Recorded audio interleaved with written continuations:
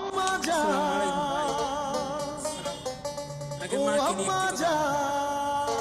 এই যে মাকে অনেক দিন বৃদ্ধাশ্রমে রেখে আসে, এটা কি ঠিক বলুন?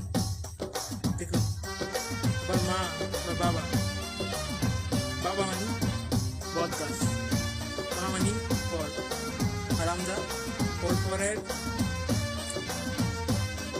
ফল আমরা।